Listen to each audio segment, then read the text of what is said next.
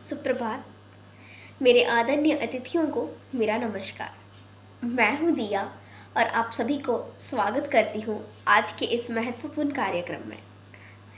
जी हाँ, आज हम सभी यहाँ पर एकत्रित हुए हैं एक ऐसे महत्वपूर्ण विषय के बारे में बात करने के लिए, जो विषय किसी को आगे जाने में बढ़ावा दे सकता है या तो किसी की ज़िंदगी बचा सकता है। तो सबसे पहले आज हम बात करते हैं हमारी प्यारी नीली चिड़िया के बारे में।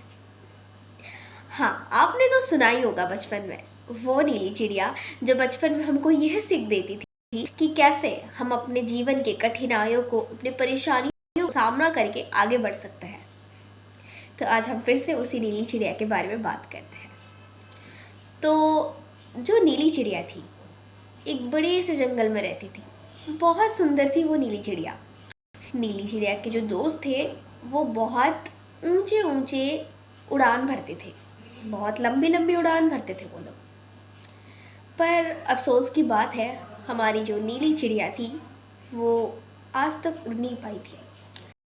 हाँ, कोशिश की थी उसने, पर शायद हुआ नहीं था।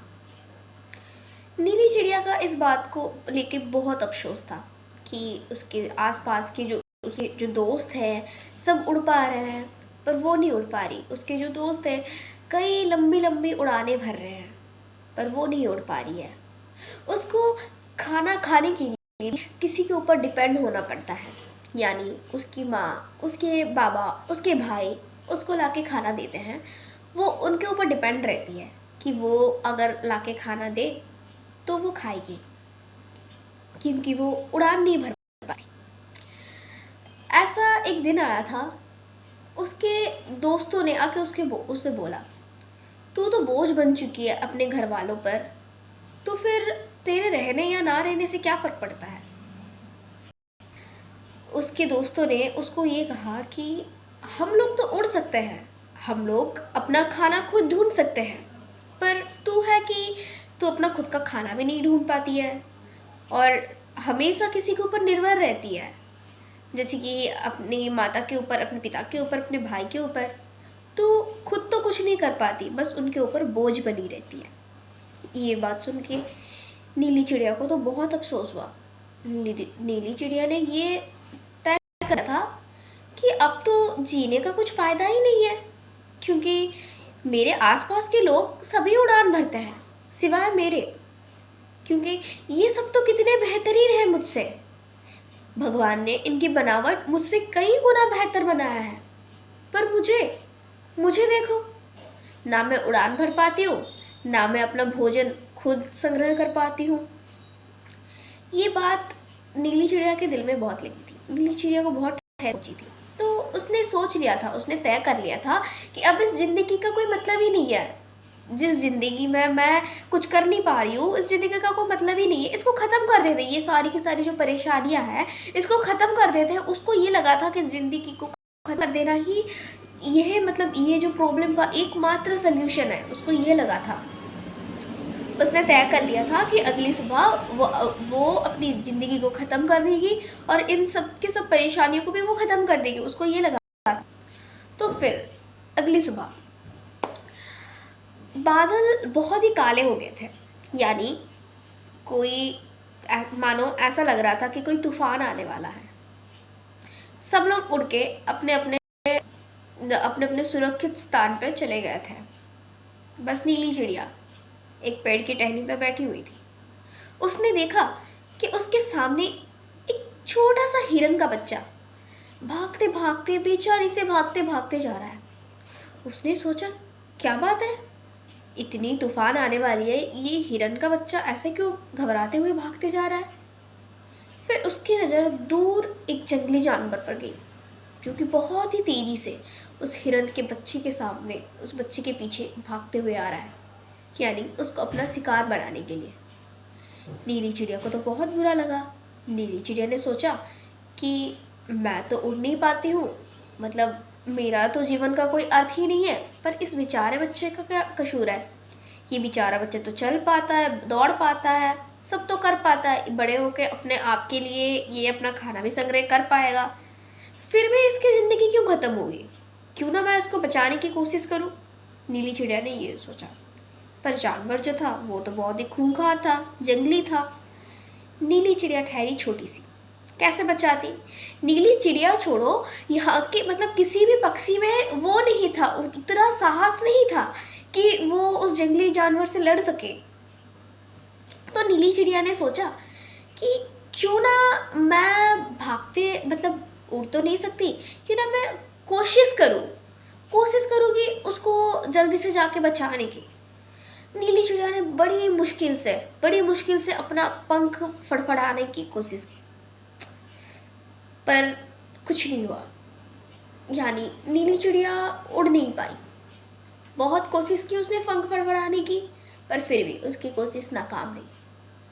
नीली चिड़िया ने सोचा क्यों ना और एक बार कोशिश करते हैं, क्योंकि नीचे नीली चिड़िया देख रही थी।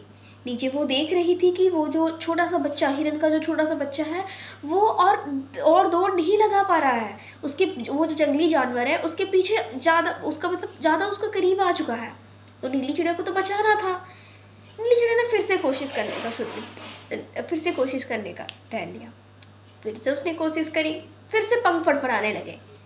हाँ, इस बार पहली बार की कोशिश से थोड़ा तो बेहतर था, पर इस बार भी काम नहीं बना।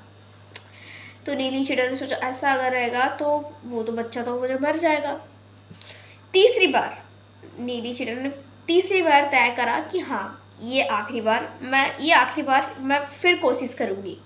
फिर उसको इस बार नीली चिड़िया ने अपनी पूरी जोर लगा दी, पूरी की पूरी जोर लगा दी उस बच्चे को बचाने के लिए, यानी अपने पंख फड़फड़ाने के लिए। इतना तेज फड़फड़ाई आखिर में नीली चिड़िया उड़ पाई और उड़ के उस जंगली जानवर के सर के ऊपर जाके उसको चोंच मारना शुरू करा। सर के ऊपर नीली चिड़िया ने उड़ उड़ के उसको चोंच मारा। जंगली जानवर का ध्यान ना भटकने लगा।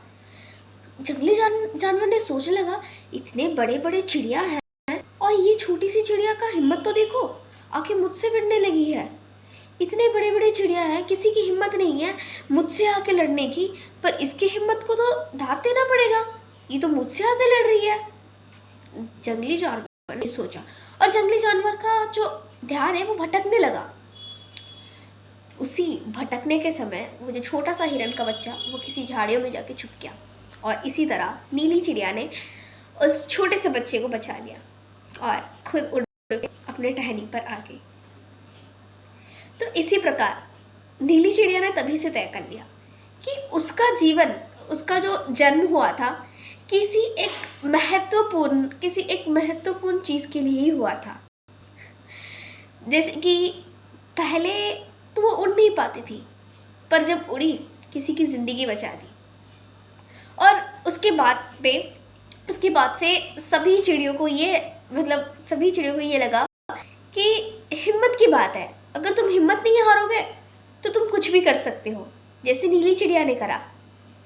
चिड़िया को लगता था कि वो आखिरी समय उसका वो चली जाएगी, पर उसने हिम्मत रखा कि एक बार ही कोशिश करने में क्या जाता है।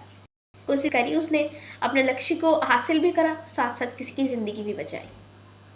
तो वैसे आज के समय में जो युवा पीढ़ी है, तो उनको ये लगता है कि एग्ज़ाम का प्रेशर है सर पे, एग्ज़ाम का प्रेशर है, हम लोग कर रहे हैं, पढ़ रहे हैं, पर दिमाग में नहीं जा रहा कि एग्ज़ाम तो है पर हमको तो मार्क लाना है, नहीं तो फिर क्या होगा, फिर क्या करेंगे हम लोग। ऐसे वो लोग प्रेशर होकर उनका ये प्रेशर ही उनके दिमाग को खा जाता है कि भाई हम क्या करेंगे, अगर नहीं हुआ तो हम क्या करेंगे। यही प्रेशर उनका पूरी की पूरी तैयारी को बिगाड़ के रख देता है। तो एग्ज़ाम है, परीक्षाएं होती है सीख देने के लिए। तो अगर इस बारी हम परीक्षा में फेल हो गए, कोई बात नहीं, परीक्षा फिर से होगी, फिर से परीक्षा देंगे, फिर से परीक्षा में पास होएंगे। पास भी नहीं हुए तो आज की युवा पीढ़ी बहुत इस बात को लेके करते कि मार्क कमाया तो इसका अब इस ज़िंदगी का कोई फ़ायदा ही नहीं है, हम इस ज़िंदगी ख़त्म ही कर देते हैं। इस ज़िंदगी को ख़त्म करने के बाद लगता है सारे दुविधाओं का, सारे समस्याओं का समाधान हमको हासिल हो जाएगा। ऐसा नहीं है, ज़िंदगी ख़त्म कर देना किसी समस्या का समाधान नहीं है, बल्कि समस्याओं से हार मान जाना है। असली परीक्षा तब होती है जब हम अपने कठिनाइयों को, अपनी समस्याओं को सामना करके हम उसके सामने डट कर खड़े रहते हैं। ये होता है असली असली परीक्षा में पास होना। ये होता है असली परीक्षा में टॉप करना। ये नहीं कि एक शीट में कुछ लिखा है, अगर हम उसको नहीं कर पा रहे हैं इसका मतलब ये है कि हम लोग तो, हमारा इस ज़िंदगी में कोई अर्थ ही नहीं है। ऐसा नहीं है। तो आजकल के, स्पेशली आजकल के जनरेशन में हमेशा ये जो पढ़ाई सब कुछ नहीं होता है। आजकल पढ़ाई के बहुत बड़े बड़े लोग हैं जो बिना पढ़े आज बहुत बड़े बड़े मुकाम पर हैं। आज के जनरेशन में ये है कि पढ़ना सब कुछ नहीं है, सब कुछ पढ़ाई में सब कुछ नहीं है। हाँ, हम पढ़ाई हमारे लिए ज़रूरत है, पर उसको हम उसके साथ साथ कुछ और भी, जैसे कि हम स्पोर्ट्स में भी जा सकते हैं। उसके अलावा हम बहुत कुछ कार्य है जो हम कर सकते हैं। एक्स्ट्रा को करिकुलर एक्टिविटीज़ जो होता है, बहुत से बच्चे हैं जो हो सकता है पढ़ाई में इतने भी अव्वल नहीं है, पर जो को करिकुलर एक्टिविटीज़ है वो उनमें बहुत ही बेहतरीन है। जैसे कि स्पोर्ट्स हुआ, सिंगिंग हुआ, डांसिंग हुआ, या फिर बहुत भी ऐसे एक्टिविटीज़ है जो बच्चे उनमें बहुत ही बेहतर है पर पढ़ाई में नहीं है।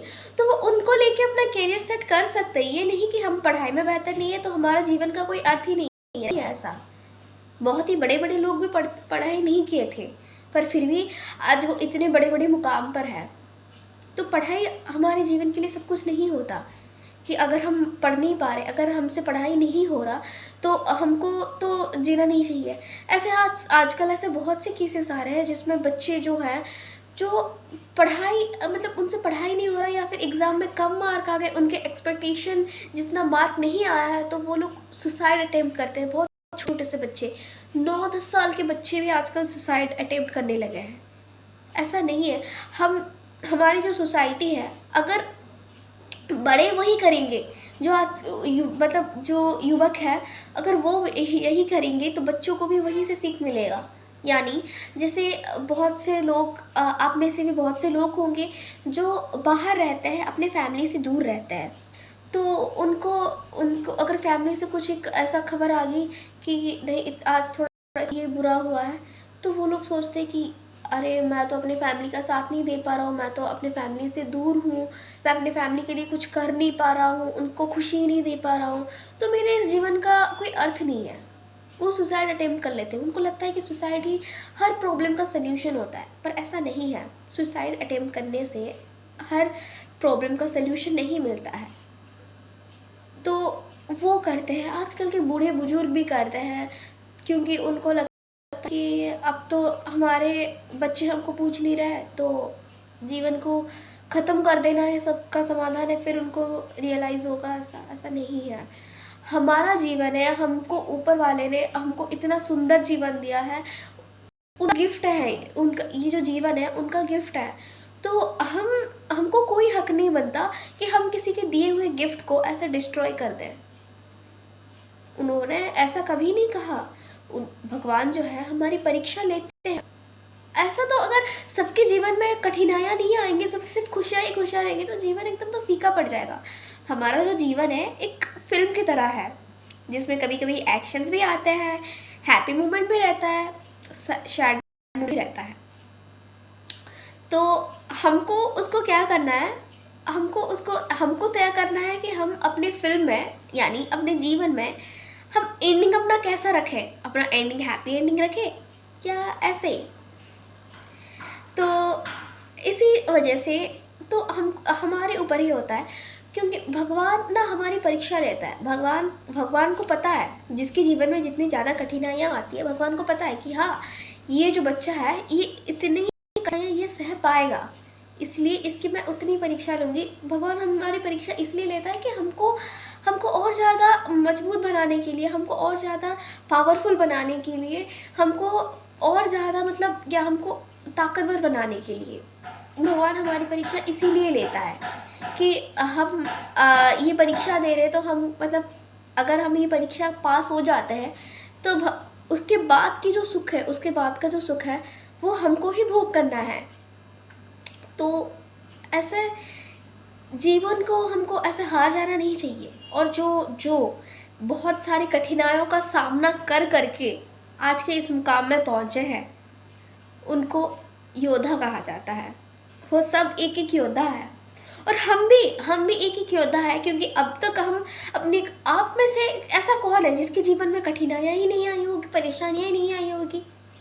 सबके जीवन में आती है, सबने किया होगा, पर आप सभी ने यहाँ तक उस कठिनाइयों का सामना करके यहाँ पर आप लोग सब हैं, तो इसका मतलब आप सभी एक एक योद्धा है।